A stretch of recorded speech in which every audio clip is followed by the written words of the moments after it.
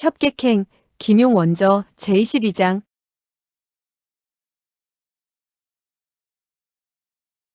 석청과 민유는 내력이 대단한 편이었으나 제대로 서 있지를 못하고 좌우로 몇 걸음이나 흔들거리며 밀려나게 되었다. 석파천은 민유가 놀라고 당황해할 뿐만 아니라 눈물마저 금방이라도 흘릴 듯한 모습을 보고 재빨리 외쳤다. 노백부님, 그를 죽이면 안 됩니다. 사형객은 오른손에 장력을 거두고 다시 일장을 내려치려고 했다. 이때 대청에 있는 수십 명이 모조리 나서서 막는다 하더라도 석중옥의 목숨을 구할 수가 없었다. 그러나 석파천의 이와 같은 호통은 사형객에게 있어서 항거할 수 없는 명령과 같은 것이었다. 그는 어리둥절해져서는 고개를 돌리고 물었다. 너는 이 녀석을 나보고 죽이지 말라는 것인가? 이 비열한 젊은이의 한 목숨을 살려줌으로써 현철령을 두고 한 맹세를 지키게 된다면 매우 수월한 일이라 불현듯 얼굴에 기쁜 빛을 띄었다. 석파천은 고개를 끄덕였다. 그렇습니다.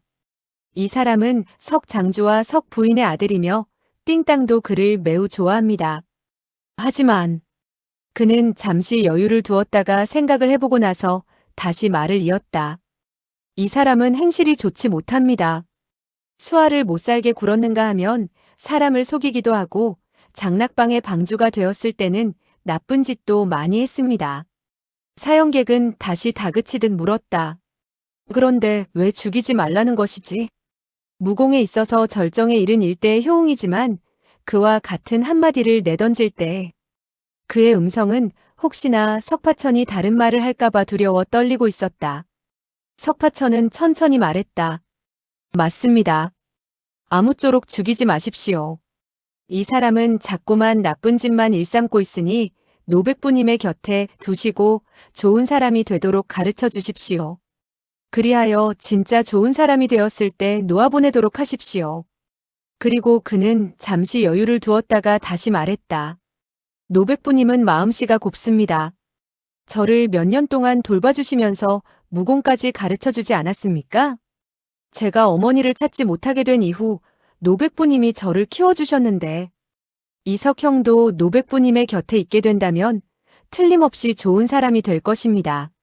마음이 좋다는 말을 듣자 사형객은 울컥 울화가 치밀었다. 석파천이 자기를 비웃은 것이라 생각한 그의 얼굴에 다시 푸른 기운이 떠올랐다.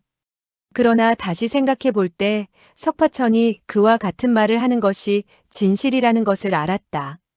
석파천의 얼굴에 긴장된 빛이 감돌고 있었을 뿐만 아니라 몇 년간 그와 함께 마천회에서 보내게 되었을 때 자기 자신은 온갖 열성을 다해서 그를 죽이려고 했지만 그는 시종 천진난만하게 행동했으며 자기를 반푼어치도 싫어하지 않았다는 사실을 떠올렸다.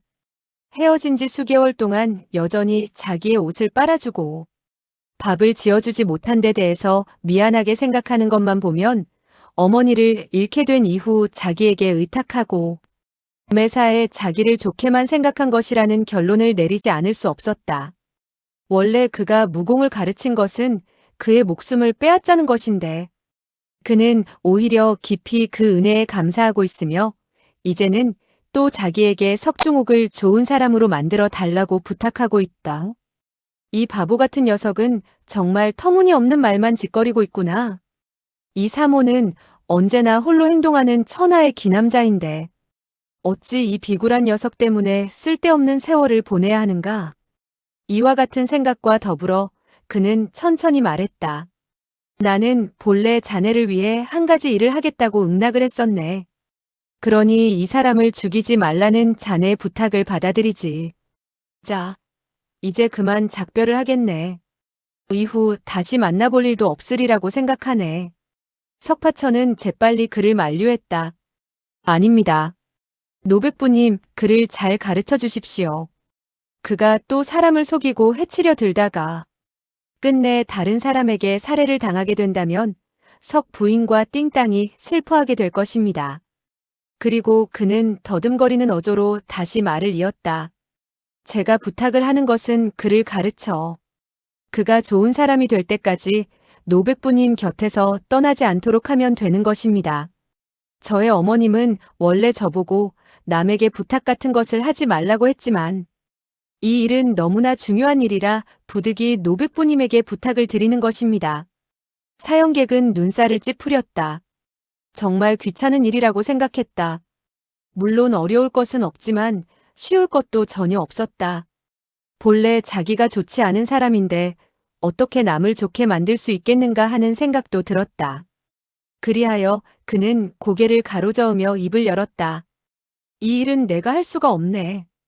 다른 일을 말하게. 아무리 어려운 일이라도 자네 일이라면 해주도록 하지. 석청은 갑자기 껄껄 소리내어 웃었다. 하하하, 사람들은 마청거사가 한 번 한 말을 거두어들이지 않는다고 했소. 그리하여 현철령은 강호에서 크게 이름이 났던 것인데 현철령주가 남의 부탁을 이렇게 거절한다면 후감집에서 목숨을 잃게 된 사람들은 너무나 억울한 일이 아니겠소?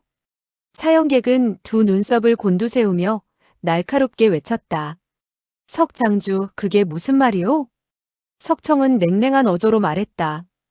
이 소영제가 우리의 자식놈을 당신에게 가르쳐달라고 부탁하는 것은 원래 어려운 일을 부탁드리는 일이라 할 수 있소.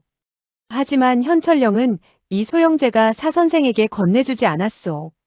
그리고 그는 여러 사람을 돌아보며 다시 말을 이었다. 그때 우리 부부도 그것을 빼앗으려고 했을 뿐만 아니라 이곳의 경형, 왕형, 가형, 화소저 등도 빼앗으려고 했던 것이요.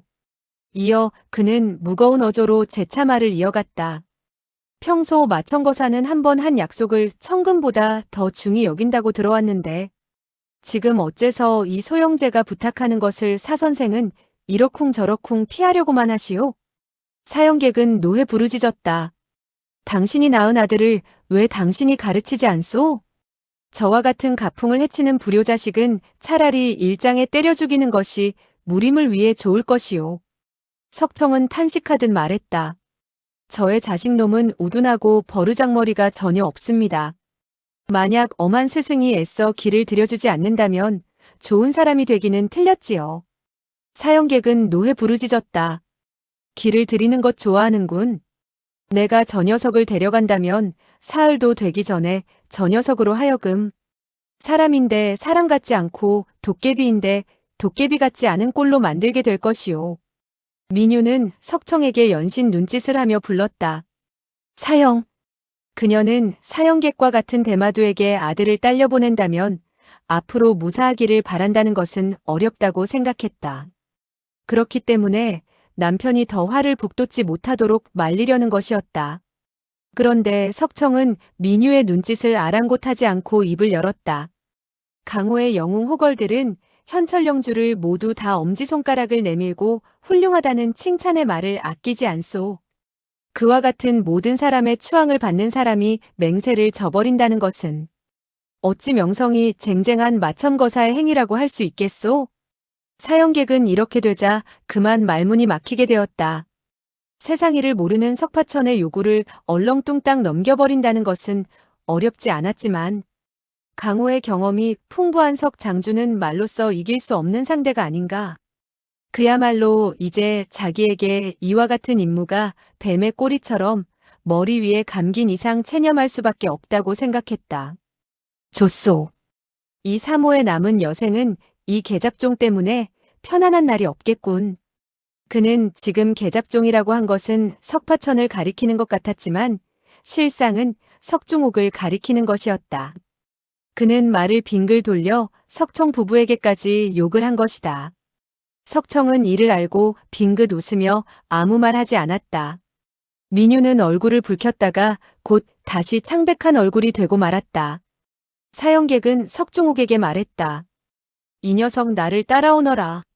좋은 사람이 되지 않는다면 노부는 매일 너의 껍질을 3번씩 벗겨줄 테다. 석중옥은 매우 겁이 나 아버지와 어머니를 바라보았다. 그런 연후 석파천이 행여나 말을 바꾸어줄까봐 기대에 찬 시선으로 바라보았다.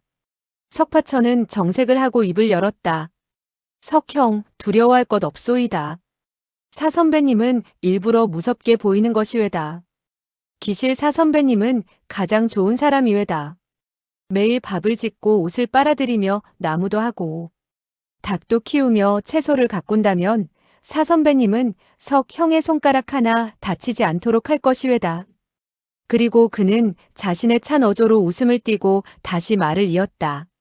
내가 몇 년간 사 선배님의 뒤를 따라다녔지만 사 선배님은 나의 어머니처럼 나를 대해주고 또 무공까지 가르쳐 주었소이다. 사형객은 그가 자기를 어머니로 비유하는 것을 보고 그만 한숨을 길게 내쉬지 않을 수 없었다. 너의 어머니야말로 미치광이 여자다. 자기의 아들에게 계잡종이라는 이름을 붙여주었으니 말이다. 그런데 내 녀석은 오히려 강호에서 이름만 들어도 가슴이 서늘해진다는 마천거사를 그와 같은 미친 계집에게 비유하는구나. 석중옥은 더욱 속으로 야단났다고 생각하지 않을 수 없었다. 빨래를 하고 채소도 가꾸면서 나무도 하고 닭도 키워. 이것은 나를 죽이는 것이 아니고 무엇이겠는가? 매일같이 밥을 지어 이 대마도에게 먹이다니 내가 언제 밥을 짓고 반찬을 만들어 봤어야지. 이때 석파천은 다시 입을 열었다. 석형 사 선배님의 옷이 헤어진다면 재빨리 기워주시오. 그리고 사 선배님께서는 찬을 항상 바꾸는 것을 좋아하시니 열흘 안으로 똑같은 찬을 만들지 않도록 하시오. 사형객은 냉소를 흘렸다. 흐흐 석 장주 두 분께서도 후감집에서 이 현철령에 눈독을 들였는데 당신들 두 분도 이 사모로 하여금 당신의 아드님을 잘 가르쳐달라고 할 생각으로 눈독을 들였던 것이요? 그는 석청에게 말을 하면서도 눈동자는 석중옥을 노려보고 있었다. 더군다나 그의 눈동자는 석중옥의 머리에서부터 발끝까지 훑어보고 또 훑어보고 하는 것이 아닌가. 석중옥은 번개와 같은 그의 시선에 쥐가 고양이를 대하듯 맥이 탁 빠지고 혼이 반쯤 달아나는 것을 느꼈다. 석청은 깍듯한 태도로 말했다. 황송하오이다. 솔직히 사선배에게 말씀드리면 불초 부부에게는 원수가 한 사람이 있지요. 그 사람은 우리의 애를 죽였지요. 그 후 은거하여 숨어버렸기 때문에 10여 년간 불초들이 찾았지만 찾아낼 수가 없었소이다. 사형객은 담담하게 물었다. 그러니까 그 당시 당신들이 현철령을 얻게 되었더라면 나보고 그 원수를 갚아달라는 것이었소? 석청은 고개를 끄덕였다. 원한을 갚아달라는 것은 너무나 수고를 끼치는 것이지요. 하지만 사 선배님께서는 신통력이 대단하시니 그 사람의 행방을 알아내리라 생각했답니다. 사형객은 한숨을 내쉬었다. 현철령이 그날 당신네들 부부의 손에 들어가지 않은 것을. 이 사람은 그야말로 천지신명께 감사를 드리고 싶을 뿐이요. 석청은 허리를 굽히고 길게 으브랬다. 저의 자식놈이 사선배의 가르침을 받게 되었으니 애비 된 도리로 무엇라고 감사의 말을 해야 할지 모르겠소이다. 저희들 부부는 차후로 항상 부처님에게 사선배께서 백세를 사시도록 염원을 드리겠소이다. 매우 겸손한 어조였고 또 진지하기 이를 데 없었다. 사형객은 퇴하고 침을 뱉었다. 그러다가 갑자기 손을 등 뒤로 돌려서는 길다란 보따리를 땅바닥에 내던졌다. 그리고 왼손을 뻗쳐 석중옥의 오른손 손목을 잡더니 대청에서 달려나갔다. 석중옥의 비명소리가 들려왔으나 곧 그 소리는 10여 장 밖으로 사라지고 있었다.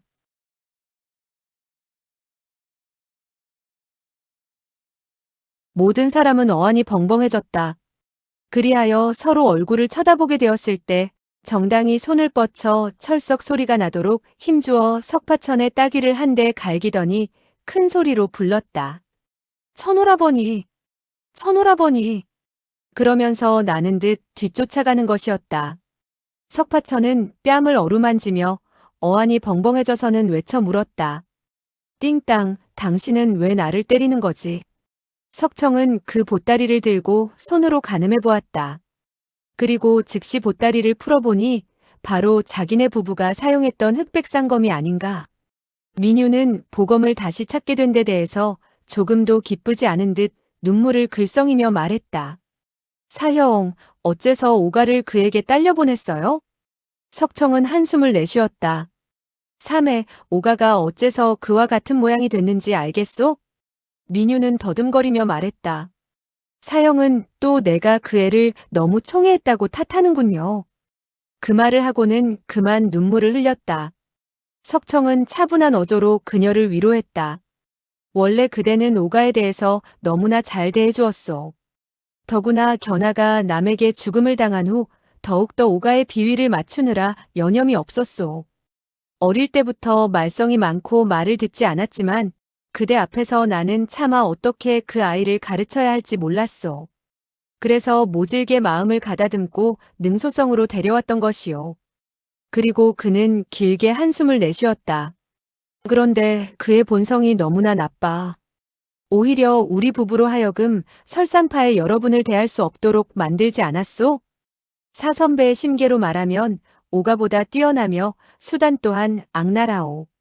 독에는 독이라고 10중 8구 오가가 좋은 사람이 될 것이니 그대는 안심하구려. 이어 그는 잠시 여유를 두었다가 다시 한마디를 덧붙였다. 마천거사는 이를 행함에 있어서 제멋대로이지만 천하에서 가장 신의를 잘 지키는 사람이요. 이 소영제가 그에게 오가를 잘 가르쳐 사람이 되도록 해달라고 했으니 그는 반드시 방법을 강구해서 실천할 것이요. 민유는 눈물을 흘렸다. 그러나 오가는 어릴 적부터 총애만 받고 자란 몸인데 밥 짓고 빨래를. 석청은 그 말을 가로챘다. 바로 너무 귀하게 키웠기 때문에 그의 버릇이 나빠진 것이요. 마침 이때 백만검 등은 백자재와 산호파에게 마천거사가 석중옥을 데려간 사실을 알리려는 듯 안으로 달려들어갔다. 석청은 민유의 귀에 대고 속삭였다. 오가가 마천거사를 따라가지 않았다면 그 애 때문에 내분까지 일으킨 설산파에서 그 애를 그냥 내버려 두겠소? 민유는 생각해보니 그 말이 옳았다. 그제야 그녀는 울음을 거두고 석파천에게 입을 열었다. 자네가 또 우리 아들의 목숨을 구했군. 나는 정말 자네는 이토록 착한데 그는 또 그렇게 나쁘니 정말 서글프네. 나에게 만약 자네와 같은 그녀는 본래 자기에게 석파천과 같은 아들이 있었으면 얼마나 좋을까 하는 말을 하려 했으나 목구멍까지 넘어온 말을 끝내 참았다. 석파천은 석중옥이 그녀로부터 그토록 사랑과 동정을 받는 것을 보고 속으로 여간 부러워하지 않았다. 그리고 그는 또 그녀가 2번이나 자기를 아들로 잘못 알고 여러모로 돌봐주며 사랑을 베풀던 일을 상기했다.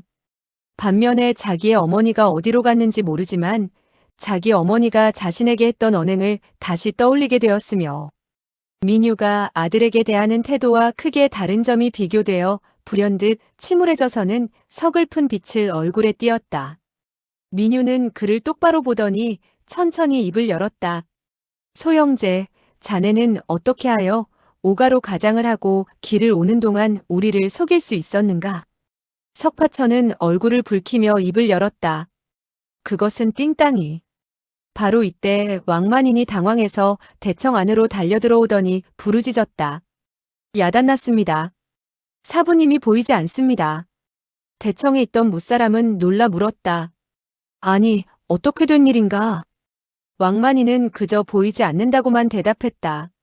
수아는 석파천의 소매자락을 잡아당겼다. 우리 빨리 가봐요. 2 사람은 급히 석실로 달려갔다.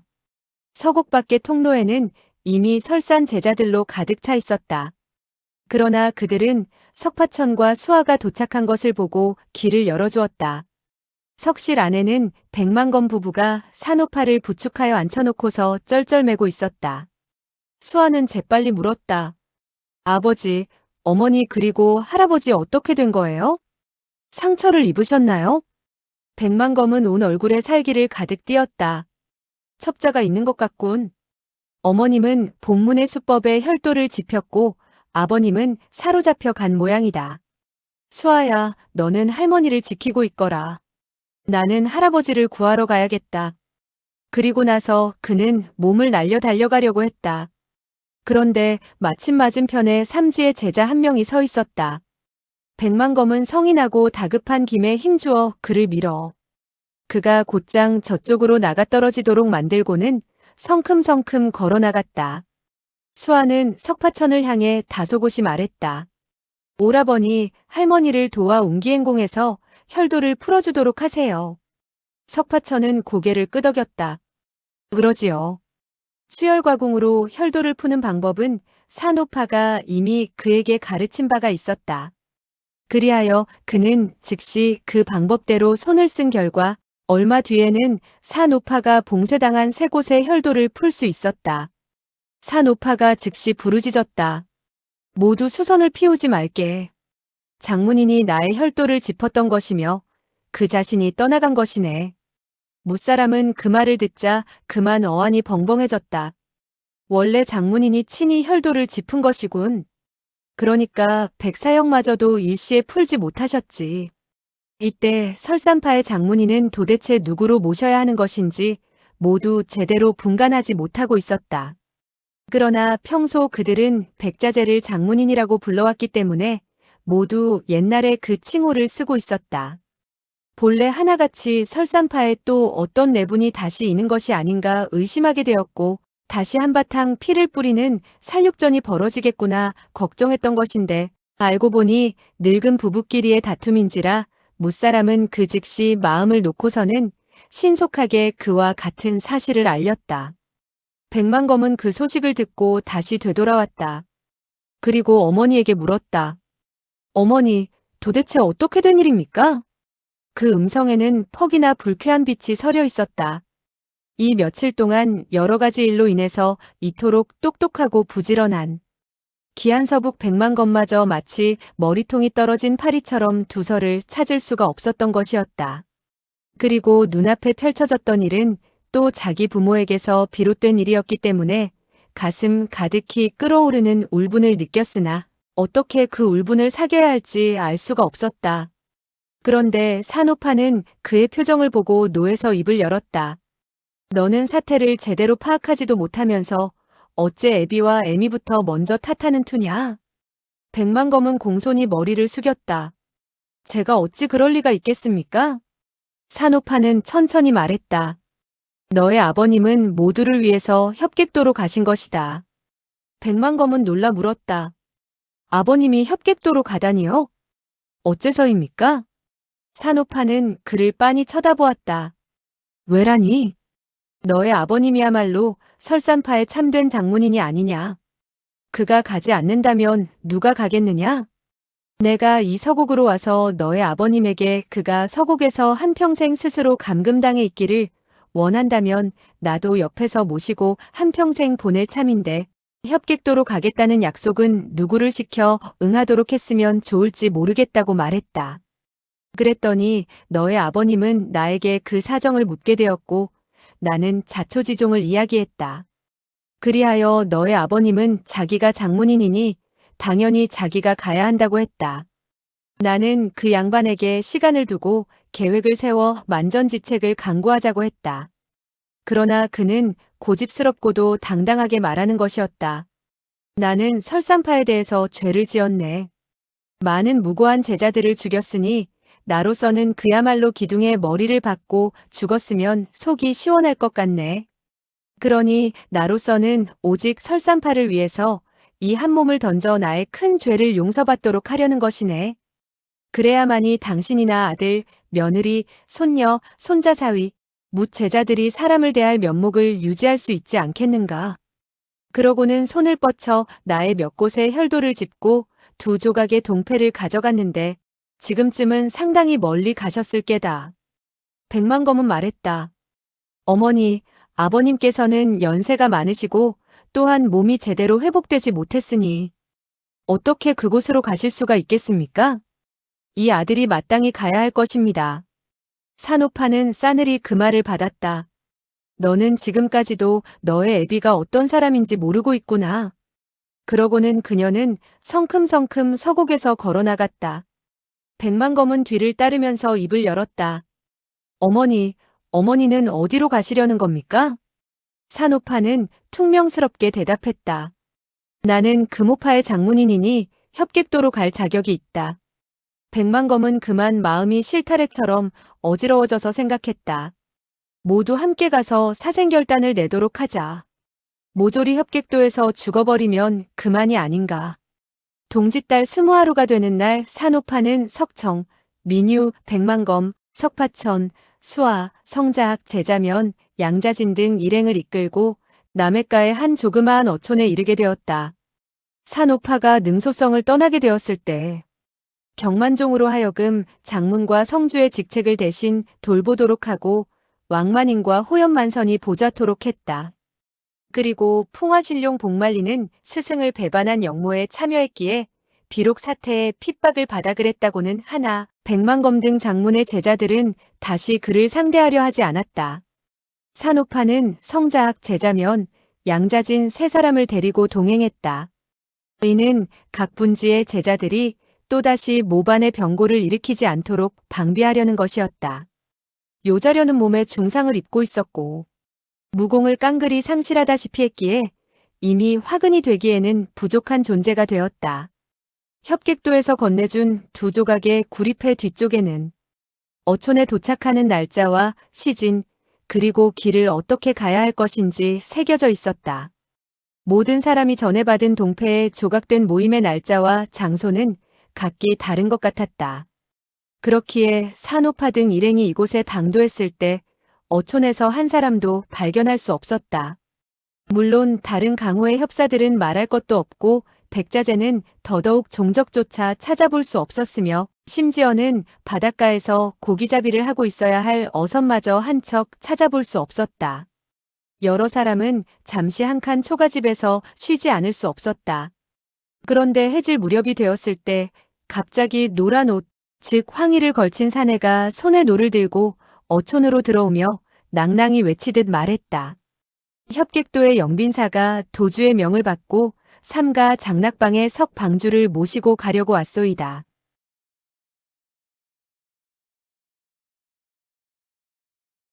산오파 등은 그 소리를 듣고서는 초가집에서 달려나갔다. 그 사내는 석파천의 앞으로 다가오더니 허리를 구부려 절을 하며 입을 열었다. 이분이 아무래도 석방주인 것 같군요. 그렇지요? 석파천은 고개를 끄덕였다. 그렇기는 하오. 귀하의 존성은 어떻게 되시오? 그 사람은 대답했다. 소인의 성은 조가입니다. 석방주께서는 어서 출발하시지요. 석파천은 그를 바라보며 넌지시 입을 열었다. 불초는 몇 분의 위더른들과 친구들과 더불어 함께 귀도로 가서 구경을 하고 싶소이다. 그 조씨 성을 가진 사람은 고개를 가로저었다. 그건 곤란하지요. 조그만 배라 많은 사람을 실을 수가 없습니다. 그리고 도주께서는 엄히 명령을 내리시되 석방주 한 사람만 모시고 오라고 했습니다. 만약 한 사람이라도 더 태우게 된다면 조그만 배는 반드시 뒤집어질 것이고 소인 또한 목을 보존하지 못하게 됩니다. 산오파는 냉소를 했다. 흥흥. 사태가 이 지경이 된 이상 아마도 당신 맘대로 되지는 않을걸. 그리고 그녀는 조씨 성을 가진 사내 앞으로 다가서며 손으로 칼자루를 거머쥐었다. 그 조씨 성을 가진 사람은 산오파에 대해서 아랑곳하지 않고 석파천에게만 공손히 말했다. 소인이 안내를 하겠으니 석방주께서는 가시지요. 그리고 그는 몸을 돌려서 걸었다. 석파천과 산오파 그리고 석청 등 모두 그 뒤를 따랐다. 바닷가를 따라 나가게 되었는데 두 곳의 산등성이를 돌아가자 모래사장 가에 한 척에 조그마한 배가 놓여 있는 것을 볼 수가 있었다. 배의 폭은 불과 석자 정도였으며 길이 또한 6자를 넘지 않을 것 같았다. 진정 작고 작아서 다시 더 작을 수 없는 그런 배라 두 사람을 태울 수 있을는지도 매우 말하기가 어려울 지경이니 한 사람을 더 태운다는 것은 도저히 있을 수가 없을 것 같았다. 그 사람은 여러 사람을 한번 돌아보더니 입을 열었다. 여러분들이 소인을 죽이는 것은 그저 손 한번 놀리는 수고를 하면 끝나는 것이지요. 그러나 어느 분이 협객도로 가는 바닷길을 알고 계신다면 얼마든지 석방주를 모시고 가도록 하시지요. 산오파와 석청은 서로의 얼굴을 쳐다보았다. 협객도가 이토록 용의주도하게 사태를 안배하여 한 사람도 더 탈 수 없도록 만들어 놓았으리라고는 생각지 못했던 것이었다. 여러 사람들은 그저 협객도의 이름만 들었을 뿐이고 이 섬이 남쪽에 있는지 북쪽에 있는지 아니면 가까운 곳에 있는지 먼 곳에 있는지 전혀 들어본 바가 없었다. 더군다나 협객도라는 이름은 10중 8구 본래의 이름이 아닐 것 같아서 설사 바닷길에 익숙한 사공들이나 장사치들도 알고 있지 못할 것인데 넓고 넓은 바다에서 어떻게 찾아갈 수가 있겠는가? 뿐만 아니라 아무리 시력을 다해 사방을 둘러보아도 바다에는 한 척의 배도 찾아볼 수가 없기 때문에 배를 타고 협객도에서 보내온 배를 뒤따라갈 수도 없는 형편이었다. 산호파는 놀람과 분노에 손을 뻗쳐서는 그 사내의 정수리를 후려치려고 했으나 손이 반쯤 떨어지게 되었을 때 다시 멈추며 석파천에게 당부했다. 제자야, 너는 구리패를 나에게 주려무나. 내가 너 대신 가야겠다. 이 할망구는 어찌됐든 간에 늙은 미치광이와 함께 죽어야겠다. 그 황희의 사내는 그 말을 받았다. 도주께서는 만약 사람을 잘못 안내하여 온다면 소인을 참하는 것은 말할 것 없고 소인의 부모와 처자식마저도 누를 입게 되어 모조리 참수를 당하게 되리라는 영이 계셨소이다. 산호파는 노에서 그 말을 받았다. 참하라면 참하라지 뭐가 대수로운가. 그러나 말을 해놓고 보니 그렇게만 생각할 수가 없었다. 나에게는 대수로운 일이 아닐지 모르지만 이 녀석에게는 그야말로 큰일이라 하지 않을 수가 없지. 그와 동시에 그녀는 즉시 한계책이 떠올라 입을 열었다. 제자야, 그렇다면 너는 장락방의 방주 자리를 나에게 양보해다오. 내가 방주라면 이 사람이 사람을 잘못 맞아가는 일은 없을 것이다. 석파천은 망설였다. 그건 아무래도. 그 황희의 사내는 그 말을 가로채듯 입을 열었다. 상선벌하게 두 사자께서는 장락방의 방주가 나이 겨우 약관의 젊은 영웅이며 나이가 많고 덕망이 높은 할머니가 아니라고 분명한 설명이 있었소이다. 산호파는 노에서 고함을 질렀다. 개방귀 같은 소리 하지 말게. 자네가 또 어떻게 내가 나이가 많고 덕망이 높다는 것을 알고 있단 말인가? 내 나이는 비록 많지만 덕망은 하나도 높지 않네. 그 황희의 사내는 빙긋이 웃더니 곧장 바닷가로 가서는 배의 밧줄을 풀었다. 산호파는 한숨을 내쉬었다. 아, 좋다. 제자야, 내가 가거라. 그러나 너는 이 사부의 한마디를 들어보아라. 석파천은 공손히 대답했다. 물론 사부님의 분부를 공손히 받들어 모시겠습니다. 산호파는 정색을 하고 입을 열었다. 만약에 한 가닥의 생기라도 보인다면 너는 한사코 스스로 탈출해서 도망쳐 오도록 해라. 할아버지를 구하기 위해서 스스로 막다른 곳에 빠져드는 일이 없도록 하란 말이다. 이것은 이 사부의 엄명이니 결코 어겨서는 아니 될 것이다. 석파천은 아연해져서는 말똥말똥 산호파만 쳐다보았다. 어째서 사부님께서는 그녀의 남편을 구하지 말라는 것일까? 설마 하니 그녀는 마음속으로 아직도 미워하는 마음을 가라앉히지 못했다는 것일까? 이와 같은 생각과 더불어 할아버지는 반드시 구해야 된다는 생각에 산호파의 신신당부에 대답을 하지 않았다. 산호파는 다시 당부를 했다. 너는 가서 늙은 미치광이에게 내가 이곳에서 3개월간 기다리겠다고 해라. 그리하여 내년 2월 말까지 만약에 이곳으로 달려와 나와 만나주지 않는다면 나는 바다에 뛰어들어 죽어버릴 터이니 다시는 벽라산으로 가라는 등의 엉터리 말을 하지 말라고 해라. 그렇지 않을 때 나는 죽어 악귀가 된다 하더라도 그를 용서하지 않을 것이다. 석파천은 고개를 끄덕였다. 네, 알겠습니다. 수아는 말했다. 오라버니, 나 역시도 마찬가지예요. 이곳에서 오라버니를 3개월 동안 기다리겠어요. 만약에 돌아오지 않는다면 나는 바로 할머니를 따라 바다에 뛰어들고 말겠어요.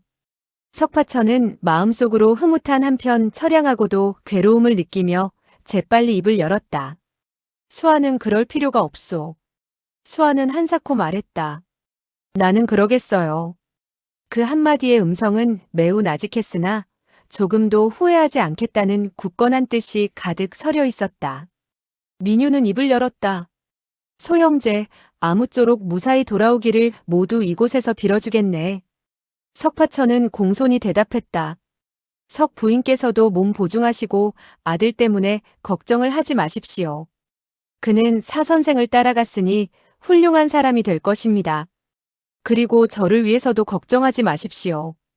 이 장락방의 방주는 가짜이니 어쩌면 저들이 저를 되돌려 보내줄지도 모릅니다.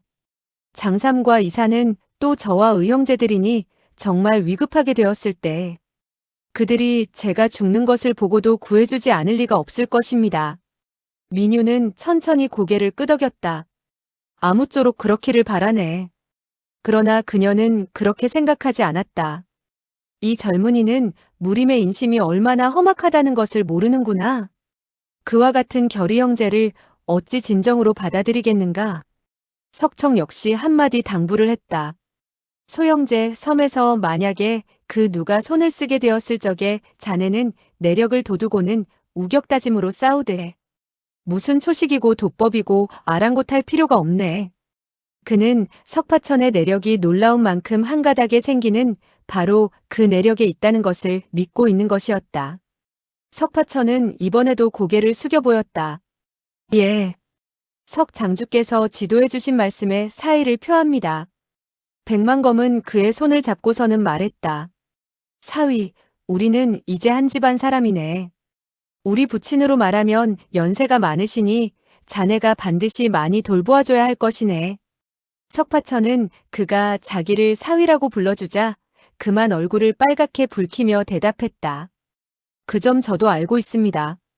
오직 성자학과 제자면 그리고 양자진 세 사람은 표현은 안 했지만 고소하게 잘 됐다는 심정에 가득 사로잡혀서는 똑같이 생각했다. 30년 동안 이미 세 패의 무림 고수들이 협객도로 떠났으나 한 사람도 살아서 돌아온 사람이 없다.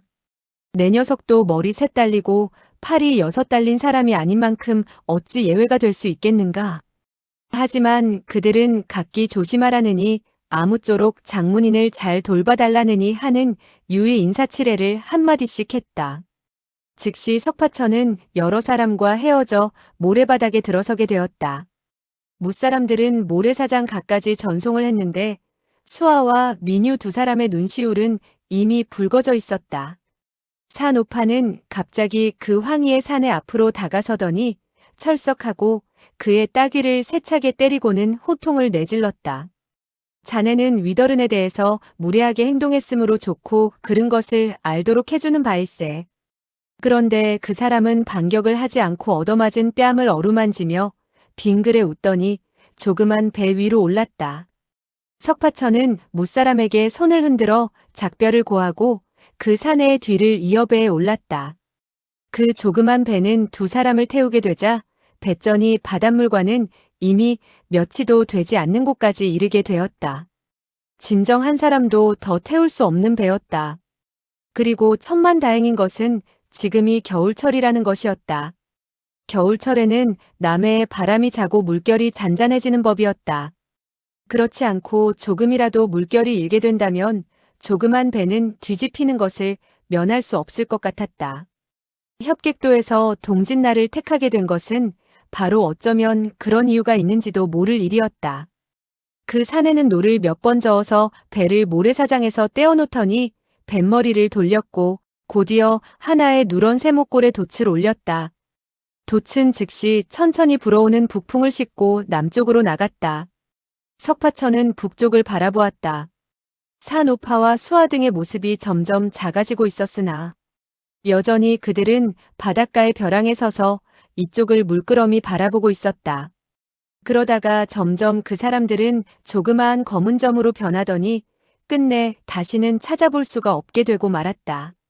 밤이 된 이후 배는 동남쪽으로 방향을 틀었다.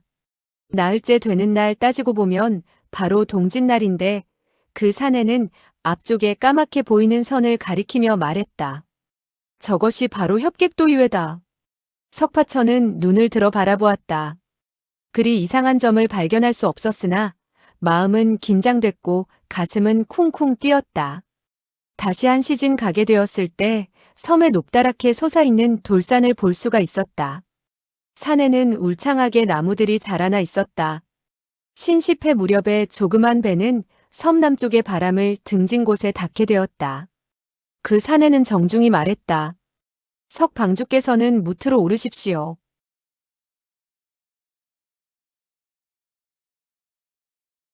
섬 남쪽은 바로 넓은 모래사장이었다. 동쪽 벼랑 아래에 40여 척의 크고 작은 배들이 정박해 있었다. 석파천은 속으로 짚히는 바가 있었다.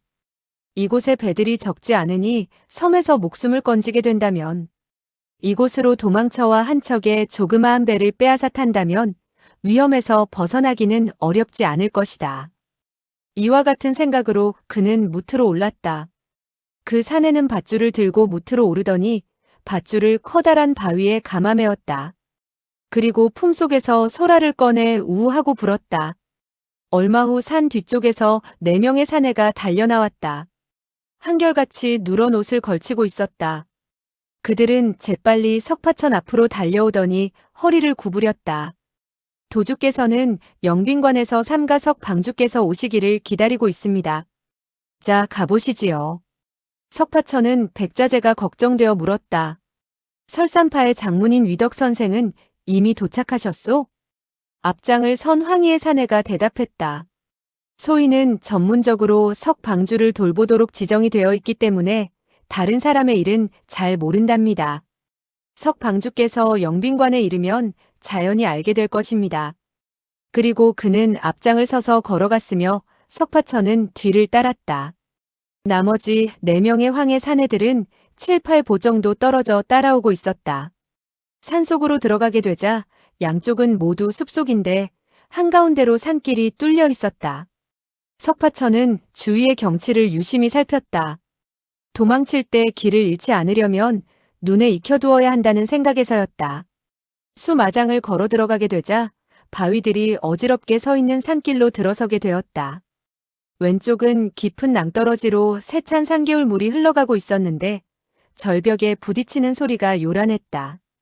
곧이어 길은 벼랑을 따라 오르게 되었는데 두어 번 모퉁이를 돌게 되자 10여 장 높은 곳에서 아래로 떨어지는 폭포가 있었다. 아마도 그 폭포가 바로 산개울의 수원지인 것 같았다. 길을 안내하던 그 사내는 길 옆 한 그루 커다란 나무 뒤에서 기름 먹인 비옷을 꺼내 석파천에게 건네주었다. 영빈관은 바로 저 수락동 안에 있습니다. 석 방주께서는 옷이 젖지 않도록 비옷을 입으십시오. 석파천은 비옷을 받아 입었다. 사내는 폭포로 다가가더니 몸을 날려 뛰어들었다. 석파천 역시 몸을 날렸다. 안쪽에는 기다란 통로가 있었다. 양쪽에 기름등이 켜져 있어 침침하기는 했으나 길을 알아볼 수 있었다. 그리하여 그는 그 산의 뒤를 따라가게 되었다. 통로는 산허리에 뚫려 있는 천연 동굴을 다듬어 만든 것이었다. 인공으로 다듬은 것 치고 매우 좁았으나 때로는 탁 트일 정도로 넓은 곳도 있었다. 점차 아래로 내려가게 되었는데 동굴 안에서도 물 흐르는 소리가 졸졸 들렸다. 그 소리는 매우 맑고 고와 옥으로 만든 북을 두드리는 것 같았다. 동굴 안에는 갈림길이 무척 많았는데 석파천은 일일이 외워두었다. 동굴 안에서 약 2마장쯤 나가게 되었을 때 갑자기 눈앞에 옥석으로 깎아서 만든 동굴문이 나타났다. 문 위에는 3개의 커다란 글자가 쓰여 있었다. 석파천은 글씨를 몰라 슬쩍 물었다. 이곳이 바로 영빈관이요? 사내는 고개를 끄덕였다. 그렇습니다. 대답을 하면서 그는 쓰여 있는 것을 왜 굳이 물어보나 하고 이상하게 생각했다. 옥석으로 된 동굴 문 안으로 들어가자 땅바닥에 청석을 깔아놓은 통로가 나타났다. 사내는 석파천을 왼쪽의 첫 번째 석동으로 데리고 들어가며 말했다. 석 방주께서는 잠시 이곳에서 머물러 주십시오. 나중에 연회가 베풀어지게 된다면 도주께서는 석 방주를 만나보게 될 것입니다. 동굴 안에는 탁자와 의자가 골고루 갖추어져 있었다. 세 자루의 붉은 촛대가 석실 안을 환히 밝혀주고 있었는데 얼마 되지 않아 나이 어린 동자가 차와 4가지 간단한 음식을 갖다 주었다. 석파천은 음식을 대하게 되자 나무로 내려오면서 석청이 당부하던 말을 떠올렸다. 소영제, 30년간 협객도로 간 영웅호걸들이 한 사람도 살아서 돌아온 사람이 없네. 협객도의 사람들이 아무리 뛰어나다 하더라도 그 많은 무림의 고수들을 일망타진하리라고는 보지 않네. 그의 당부는 계속되었다. 나의 짐작으로 섬에서는 틀림없이 비열한 수단을 썼을 것이네. 기관 함정을 설치하지 않았다면 음식에다가 극독을 탔을 것 같네. 그들이 공공연히 사람들을 청해 동지 팥죽을 맛보게 한다고 떠들어대었으니 그 한 그릇의 팥죽은 모든 사람들이 지켜보는 것이라 어쩌면 이상야릇한 점이 없을 수 있겠으나 도리어 흔히 보는 다과나 밥과 찬들을 경계하지 않을 수가 없을 것이네. 다만 이와 같은 도리는 무척 얕은 것이라. 이 석청이 생각할 수 있는 것을 보면 명문대파의 우두머리 격인 인물들도 어찌 생각을 못했겠는가. 그들이 협객도로 가게 되었을 때는 자연히 여러 가지 해독약을 가져갔을 터인데 어째서 끝내 그 사람들의 독수에 당하게 되었는지 실로 그 해답을 얻기가 힘드네. 자네는 심지가 곧고 인정이 많아서 어쩌면 하늘이 착하고 어진 사람을 돌본다는 말이 있듯이 어떤 고약한 보답을 받지 않을지도 모르지. 어찌되었든 간에 조심을 하도록 하게나. 그는 그와 같은 석청의 당부를 뇌리에 떠올리기는 했으나 향긋한 음식의 냄새를 맡게 되자 시장기가 몰려왔다. 배가 고픈데 섬에 와서 아무것도 먹고 마시지 않을 수는 없지 않은가. 더군다나 장삼과 이사는 나와 결의 형제를 맺은 사이로 고락을 같이 하기로 맹세했는데 나를 해칠 수 있을까? 그리하여 그는 즉시 소매, 춘권, 전병, 증고 4가지에 갖다 놓은 음식을 먹어치우고 한 주전자의 찬물도 반이나 비워버렸다. 석동에서 약 1시즌쯤 기다리게 되었을 때 갑자기 요란한 종소리와 북소리 등이 크게 울렸다. 길을 안내했던 사내가 석동의 입구에 나타나 허리를 굽혔다. 도주께서 석방주가 연회에 참석하도록 청하십니다. 석파천은 그를 따라 나섰다. 몇 개의 석실을 지나게 되자 종소리와 북소리가 더욱더 요란하게 들려왔고 눈앞이 훤히 밝아지는 것을 느끼게 되었다. 알고 보니 한 커다란 석동 안에 소의 기름을 짜서 만든 촛불이 잔뜩 켜져 있었고 100여 개나 되는 탁자들이 놓여 있었다. 손님들은 계속해서 안으로 들어서고 있었다. 그 석동 안은 엄청나게 컸기 때문에 그와 같은 많은 탁자를 나열해 놓았으나 조금도 비좁다는 느낌이 들지 않았다. 수백 명이나 되는 황해 사내들이 오락가락하면서 손님들을 맞아 자리로 안내를 했다. 모든 손님은 각기 자리 하나를 차지하고 앉은 셈이 되었다. 그런데 이곳에서는 손님을 옆에 모시고 앉는 주인 쪽의 사람들을 볼 수가 없었다. 무손님이 자리에 앉자 주악 소리가 곧 멈추게 되었다. 석파천은 사방을 둘러보았다. 대뜸 백자재가 가슴을 펴고 앉아있는 것을 볼 수가 있었다.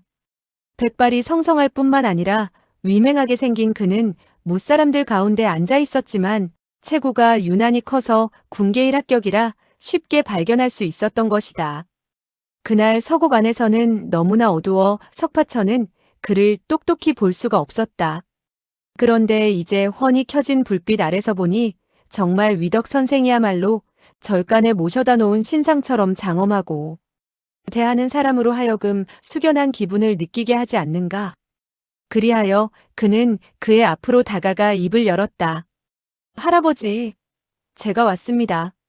객청에는 사람들의 수가 많았으나 안내를 하는 사람들은 될 수 있으면 음성을 낮추었고 모든 사람은 목숨이 경각에 달렸다는 생각에 사로잡혀 심사가 무거웠던지라 그 누구도 입을 열지 않았다. 그런데 석파천이 그와 같이 갑작스럽게 부르짖게 되자 모든 사람의 눈길은 자연히 그에게 쏠리게 되었다. 백자재는 싸늘히 코웃음을 쳤다. 흥! 분수를 모르는 녀석 같으니 내 녀석 때문에 나의 손녀가 자손을 보지 못하게 되었지 않느냐? 석파천은 어리둥절해지고 말았다. 잠시 후에 그는 그 뜻을 알아차렸다. 원래 백자재는 그가 협객도로 죽으러 왔다고 착각하고 있는 것이었다. 그러므로 수아가 결혼을 하지 못하고 아들과 딸 자식을 둘 수 없게 되었다는 말이었던 것이다. 석파천은 고개를 숙이고 입을 열었다. 할아버지, 할머니는 어촌에서 할아버지를 3개월간 기다리겠다고 했습니다. 2월 말까지 돌아오지 않는다면 바다로 뛰어들어 자살하시겠다고 했습니다. 백자재는 길다란 눈썹을 곤두세웠다. 벽라산에 가지 않겠다던? 할머니는 할아버지의 그와 같은 말을 듣고 화가 나서 어찌할 바를 몰라 하셨습니다. 할머니는 할아버지, 날 욕하던 늙어 망령이 났다고 했습니다. 정불사와 같은 경박한 자가 혓바닥을 날름거리는 것을 고지 듣는 것으로 보면 늙어 망령이 난 할아버지가 멍청하다고요. 그리고 언젠가는 정불사를 만나게 된다면 금오도법으로 그의 팔 한쪽을 잘라내고 혓바닥을 자르겠다고 했습니다. 백자재는 그 말에 껄껄 소리내어 웃었다. 하하하. 맞았다 맞아. 응당 그렇게 해야지. 갑자기 대청의 한 모퉁이에서 흐느끼는 소리가 들렸다. 그녀는 어째서 나에게 그토록 욕을 하는 것일까? 내가 언제 그녀에 대해서 경박한 태도를 취했단 말이냐? 나는 그녀에 대한 지성의 사랑 때문에 늙어서도 아내를 맞아들이지 않았다. 그런데 그녀는 강철 같은 심장으로 벽라산의 한 걸음도 디딜 생각도 하지 않았을 뿐만 아니라 나의 혓바닥과 팔을 자르겠다니. 석파천은 말소리가 들려오는 곳을 바라보았다. 정불사가 팔꿈치를 탁자 위에 대고 턱을 고인 채 전신을 부들부들 떨며 눈물을 흘리고 있었다. 그를 본 석파천은 나이 많은 사람이 많은 사람들 앞에서 부끄러운 줄도 모르고 저렇게 울 수 있을까 하고 의아하게 생각했다. 만약 평소였다면 영웅호걸들은 정불사에게 비웃음을 던졌을 것이다. 그러나 지금 모든 사람은 자기 발등에 애군이 떨어지게 되었다는 공포감에 심사가 무거워져 같이 울고 싶은 참담한 기분이라 그 누구도 그를 비웃지 못했다.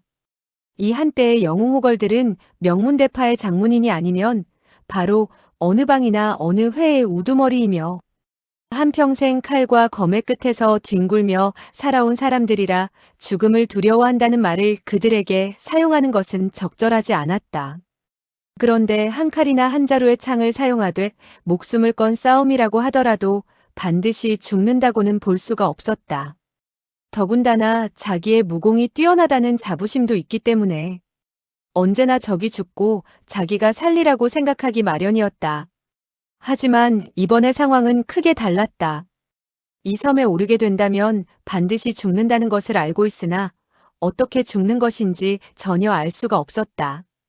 그러니까 반드시 죽어야 할 운명에 다시 두렵고도 의심스러운 생각마저 가지게 되어 옛날의 커다란 적을 눈앞에 두고 남이 볼 수 있도록 정당하게 겨루는 광경보다 그야말로 감당해 내기가 훨씬 힘든 것이었다. 그런데 벼랑간 서쪽 모퉁이에서 목쉰 여인의 음성이 들려왔다. 흥, 흥, 뭐가 지성이고 늙기까지 장가를 안 가. 사소치에게 그토록 미련이 남았다면 어찌하여 우리 언니와 더불어 딸을 가졌지? 삽시간에 정불사는 얼굴이 새빨개져서는 몸을 벌떡 일으키고 물었다. 너는 누구냐? 어떻게 그와 같은 사실을 알고 있느냐? 그 여인은 시큰둥하게 대답했다. 우리 언니 일을 내가 왜 몰라요? 당신의 딸은 어떻게 되었나요? 죽었나요? 아니면 살았나요? 정불사는 그만 쿵하니 의자에 털썩 주저앉았다. 그런데 너무나 세차게 앉는 바람에 우지끈 뚝 하는 소리와 함께 대나무로 만든 의자의 네 다리가 부러졌다. 여인은 다시 다그치듯 질문을 던졌다. 그 계집애는 죽었나요? 살아있나요? 빨리 말해봐요. 정불사는 중얼거리듯 말했다. 내가 어떻게 알겠는가. 그 여인은 날카로운 어조로 조롱하듯 말했다. 언니가 돌아가실 때 반드시 당신을 찾아내어 그 딸의 행방을 알아내야 한다고 당부했어요. 그리고 나보고 돌보라고 했는데 짐승만도 못한 도적 같으니 우리 언니의 한평생을 그르치고도 모자라서 남의 여편네만 생각하고 있다니. 정불사는 그만 얼굴이 흑빛이 되어 두 무릎을 꿇었다. 의자가 부러졌기 때문에 그는 두 다리로 앉은 자세를 지탱하고 있었다. 그런데 두 다리에 맥이 빠지자 그만 꿇어앉게 되었던 것이었다. 하지만 그는 역시 무공이 뛰어나 재빨리 똑바로 섰다. 여인은 다시 날카롭게 외쳤다. 도대체 그 계집애는 죽었나요? 살아있나요? 20년 전 그 애는 살고 있었지만 그 후는 나도 모른다. 어째서 그 애를 찾아보지도 않나요? 그건 찾기가 어렵기 때문이다. 어떤 사람들은 그 애가 협객도로 왔다고 하던데 정말인지 거짓말인지 노부도 잘 모른다. 석파천은 그 여자의 몸매가 왜소하고 얼굴을 두꺼운 흑사로 가리고 있어서 얼굴 모습을 잘 살펴볼 수가 없었다. 따라서 그는 흉악하고 거칠기 이를 데 없는 정불사가 어째서 그녀를 두려워할까 하고 이상하게 생각했다. 그런데 바로 이때였다. 종과 북소리가 크게 일었다. 한 명의 황해 사내가 나타나더니 낭낭이 외쳤다. 협객도의 용도주와 목도주께서 삼가 귀빈들을 만나 뵙겠다고 합니다.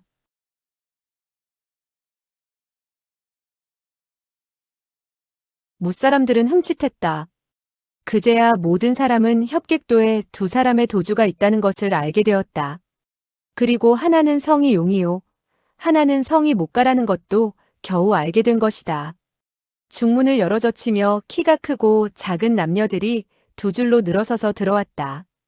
오른쪽 남녀들은 황의를 걸치고 있었고 왼쪽 남녀들은 청의를 걸치고 있었다. 찰례를 맡은 사내가 다시 부르짖었다. 용도주와 목도주의 무제자들이 귀빈들에게 인사를 드립니다. 그러고 보니 동패를 주고 갔던 상선벌악의 두 사자도 제자들 속에 끼어 있었다. 장삼은 노란 옷을 입고 오른쪽에서 11번째 위치에 서 있었으며 이사는 푸른 옷을 입고 왼쪽으로부터 13번째 위치에 서 있었다. 그리고 그들 두 사람의 등 뒤로도 각기 20여 명 남짓한 남녀들이 서 있었다. 무사람들은 그만 숨을 들이키지 않을 수 없었다. 장삼과 이사의 무공은 모두가 친히 본 바 있었다. 그런데 그들 두 사람에게 그토록 많은 동문 사형제들이 있으리라고는 예상치 못했던 일이었다. 따라서 30년간 중원의 인류 고수들이 협객도의 사람들을 당해내지 못한 것도 무리는 아니라고 생각했다. 사실 상선벌악의 두 사자만 손을 쓴다 하더라도 중원 무림에서 명성을 떨친 자라도 20초도 견디지 못할 것이 뻔했기 때문이다. 두 줄의 제자들은 좌우 양쪽으로 늘어서서 공손히 무토걸들에게 인사를 했다. 호걸들은 재빨리 일어나 답례했다. 장삼과 이사는 동패를 나누어 주러 왔을 때 웃으면서 살인을 했고 손짓 한 번에 문파나 방회의 무리들을 도살하던 터였는데 지금은 곁눈질도 한 번 하지 않을 만큼 매우 공손하고 근엄했다. 곧이어 주악 소리가 울려 퍼지는 가운데 두 노인이 어깨를 나란히 하고 걸어 나왔다. 한 사람은 황의를 한 사람은 청의를 걸치고 있었다. 찰레의 사내는 다시 부르짖었다. 패도의 도주께서 여러 귀빈이 왕림하신 것을 환영합니다. 용도주와 목도주는 껄껄 소리내어 웃더니 입을 열었다. 하하하.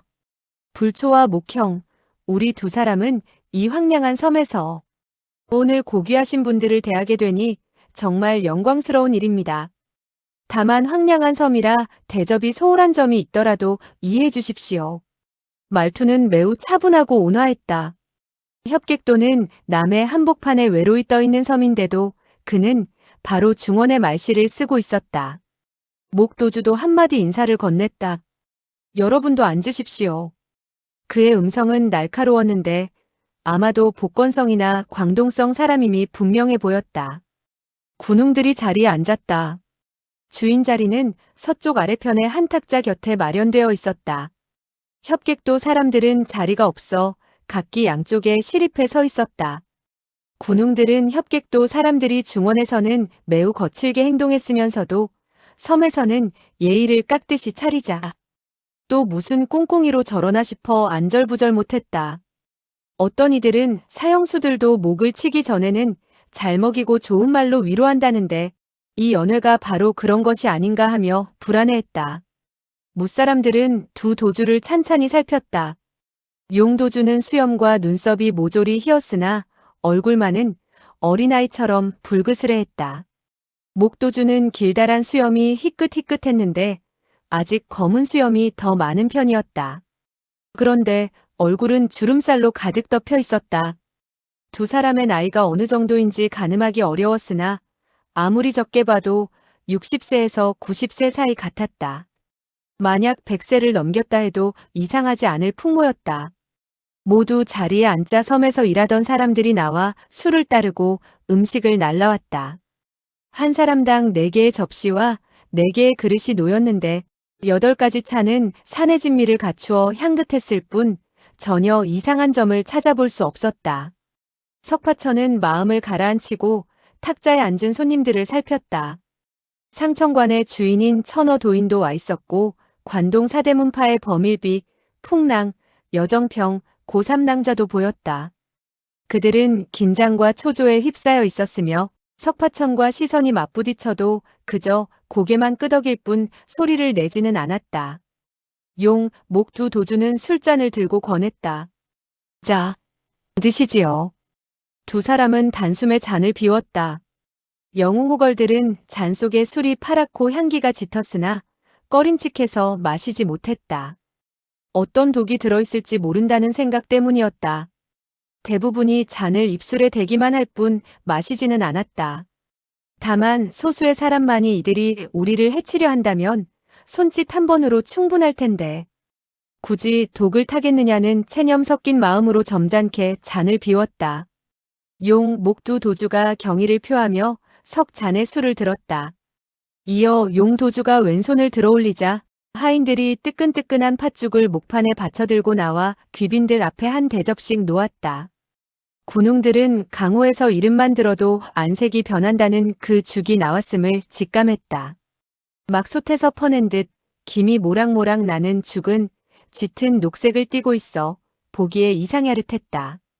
원래 동지팥죽은 팥과 새알이 주종인데 눈앞에 죽에 든 건더기는 채소도 풀도 아니었다. 나무 뿌리를 쪼개놓은 것 같기도 하고 고구마를 납작하게 눌러 자른 것 같기도 했다. 군웅들은 동물이 대체로 청록색을 띈다는 것을 잘 알고 있었다. 양 냄새가 코를 찌르는 것으로 보아 극독이 들었다고밖에 생각할 수 없었다. 고삼낭자는 양 냄새를 맡자 소름이 돋았다. 얼마나 많은 독사, 진해, 거미, 정갈이 들어갔을까 생각하니 구역질이 났다. 그녀는 대접을 탁자 가장자리로 밀어놓고 소매자락으로 코를 가렸다. 이때 용도주가 천천히 입을 열었다. 멀리서 오셨는데 달리 대접할 것이 없군요. 하오나 이 동지팥죽은 다른 곳에서 좀처럼 맛보기 힘들 것입니다. 이 죽의 가장 중요한 약재는 단장 식골 부심초라 하는데 꽃이 피어야 효과가 있습니다. 그는 군웅들의 안색이 굳어지는 것을 아랑곳하지 않고 말을 이어갔다. 이 풀은 10년마다 한 번씩 꽃이 핍니다. 그래서 우리도 강호의 동도들을 10년에 겨우 한 번씩 청해 즐기도록 한 것인데 헤아려 보니 이번이 4번째군요. 자, 사양 마시고 드십시오. 말을 마친 그는 목도주와 함께 왼손으로 죽 대접을 오른손에 젓가락을 들고 권하는 신용을 했다. 군웅들은 단장식골 부심초라는 이름에 간이 오그라드는 듯 했다. 살아서 돌아갈 생각은 없었지만 독초의 이름이 그토록 어마어마할 줄은 몰랐던 것이다. 용과 목두 도주는 젓가락으로 둥근 원을 그리며 함께 들자고 한 뒤 죽을 먹기 시작했다. 군웅들은 하나같이 생각했다. 당신들 그릇에는 인삼이나 연화 같은 보약이 들었겠지. 그때 동쪽 끝에 앉아있던 한 사내가 벌떡 일어나 두 도주를 가리키며 호통쳤다. 용씨와 목씨는 들으시오. 이 관서 해문표는 협객도에 오기 전에 이미 후사를 처리해 두었소. 이 해모는 하늘을 우러러 부끄럼 없는 사내요.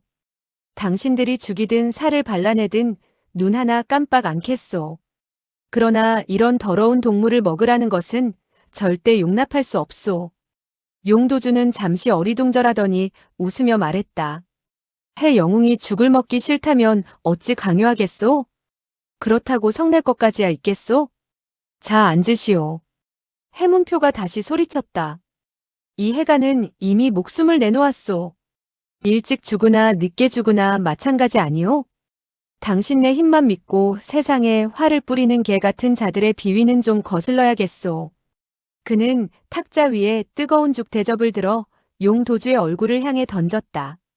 그러자 옆 탁자의 한 노인이 일어나 외쳤다. 해아오. 거친 행동은 삼가게. 노인이 소매자락을 떨치자 세찬 바람이 일어 허공의 대접을 막아 세웠다. 대접은 멈칫하며 아래로 떨어졌고 그대로라면 박살나 죽이 사방에 튈 판이었다. 바로 그때 옆에서 술을 따르던 하인이 비스듬히 몸을 날려 땅에서 불과 며칠 남지 않은 대접을 낚아챘다. 아슬아슬하고도 놀라운 솜씨였다. 군웅들은 저도 모르게 갈채를 보냈다. 대단한 재간이군. 하지만 갈채 뒤에 군웅들의 얼굴에는 어둠이 더 짙게 깔렸다. 술 따르는 하인조차 저 정도 솜씨니 우리가 어찌 살아서 돌아가겠는가. 사람들은 가슴이 두근거렸다. 자식 걱정, 못다 갚은 원한, 문파의 앞날을 걱정하며 후회와 체념에 잠겼다. 한 키 크고 마른 중년 서생이 일어나 낭낭하게 말했다.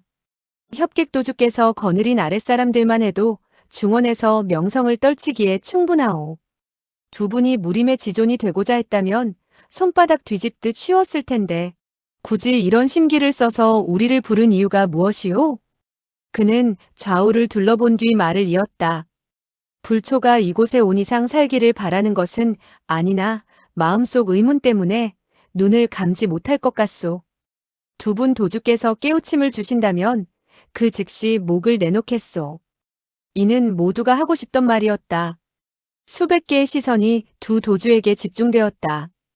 용 도주가 웃으며 답했다. 서문 선생, 너무 겸손해 마시오. 그 말에 군웅들은 일제히 서생을 바라보았다. 저분이 20년 전 강호의 명성을 떨친 서문수제 서문관지였단 말인가? 그의 나이는 40대 중반으로 보였으나 20년 전 맨손으로 선북 7패를 격살하고 판관필 하나로 하북의 농림 산채들을 뒤엎었던 고수였다. 그 후 종적을 감춰 생사를 알 수 없었는데 서문이라는 성씨와 서생 차림을 보니 그가 틀림없어 보였다. 용도주가 말을 이었다. 서문 선생께서 과거 일장으로 7패를 잡고 판관필로 산채들을 뒤엎은 일은 우리 형제도 흠모한 지 오래되었소. 오늘 귀한 풍모를 접하게 되어 기쁜데 어찌 무례히 대하겠소?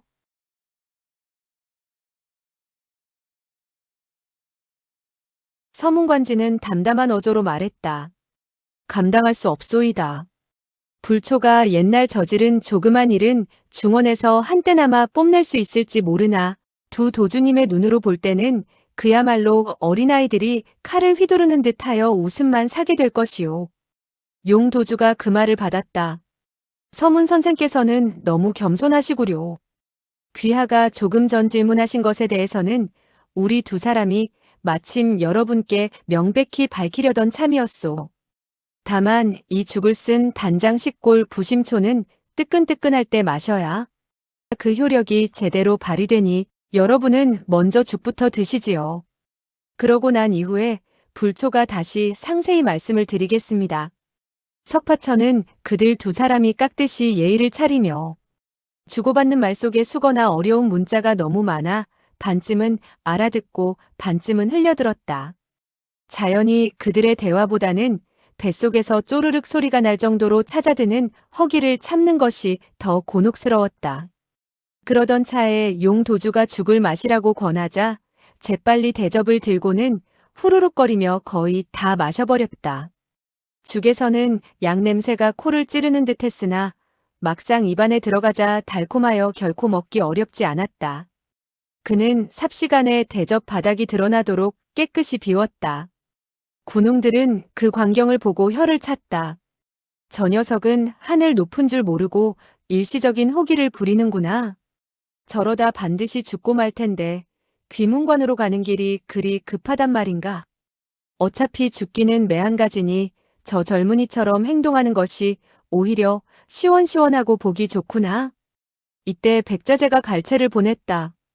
오, 참 멋지다. 우리 설산파의 손자사위는 역시 남다른 데가 있군. 그는 여전히 설산파가 천하무림에서 으뜸이라는 생각에 젖어 있었고 석파천의 행동이 장문인인 자신의 체면을 세워주는 것이라며 기특해했다. 비록 능소성 서곡에서의 격투로 얘기가 꺾이긴 했으나 석파천의 호기에 감탄하면서도 한편으로는 부끄러움을 느꼈다.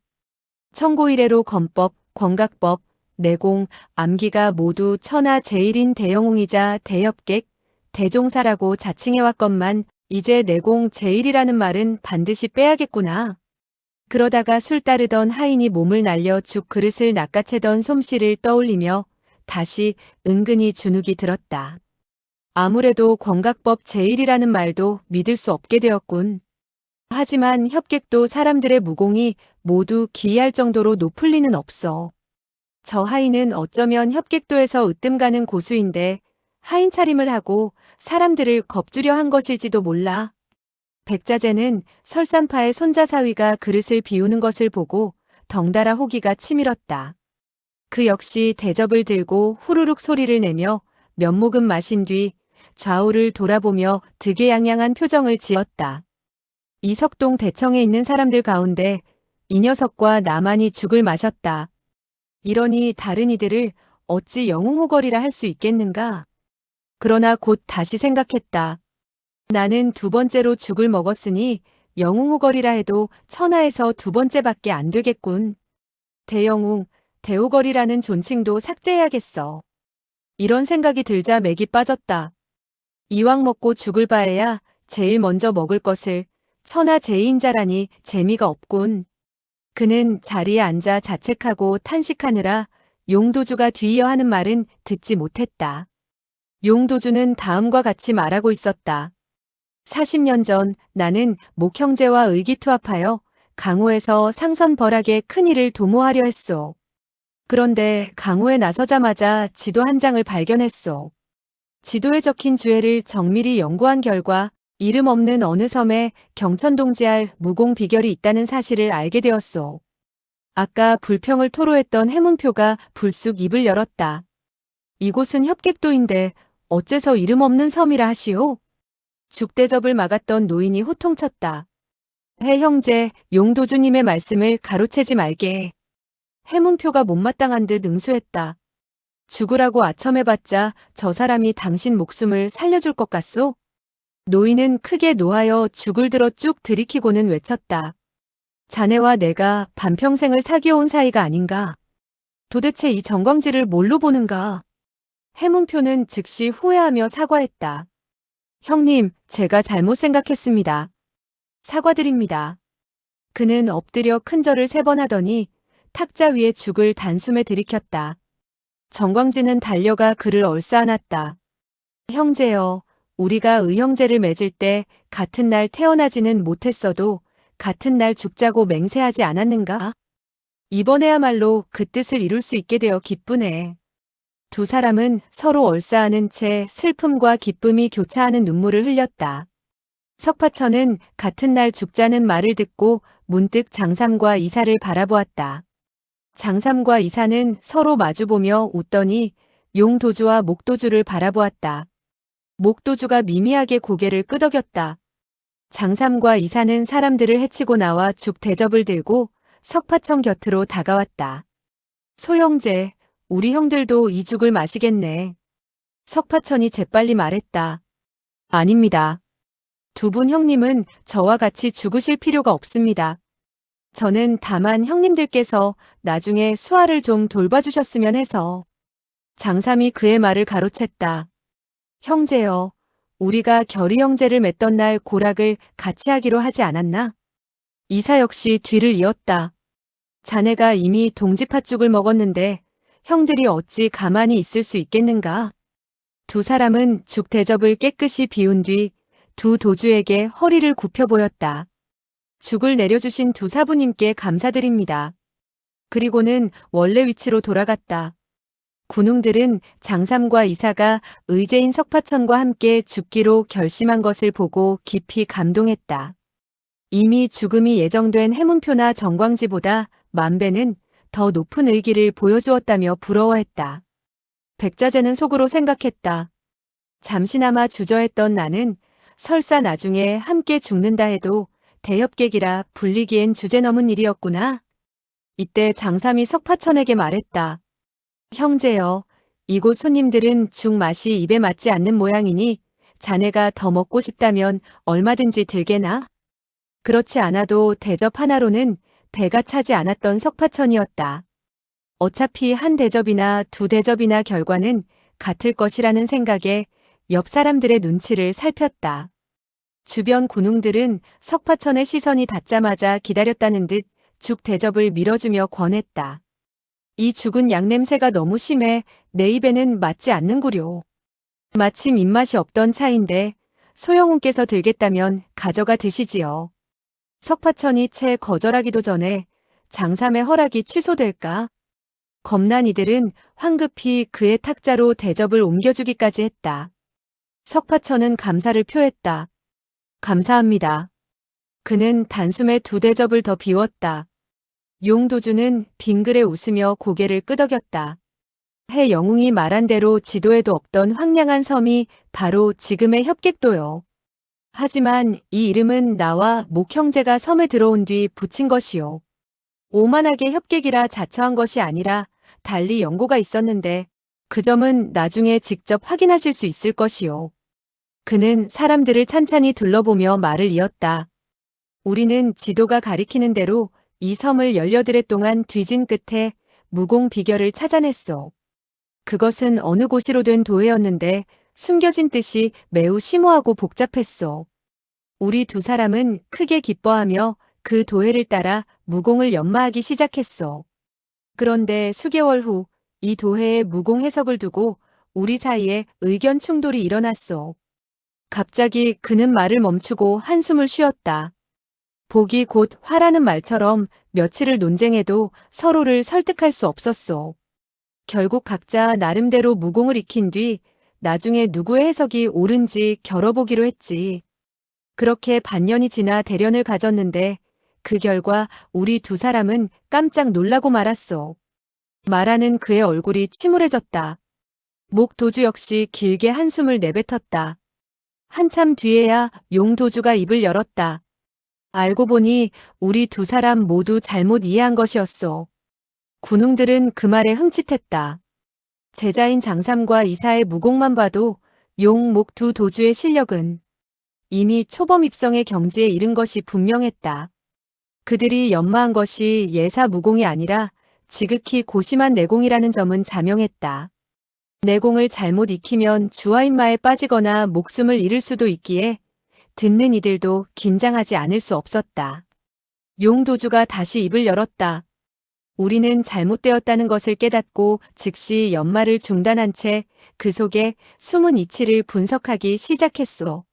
하지만 우리의 자질이 부족한 것인지 도해가 너무나 심오한 것인지 몇 개월을 연구해도 의문을 풀 수 없었소.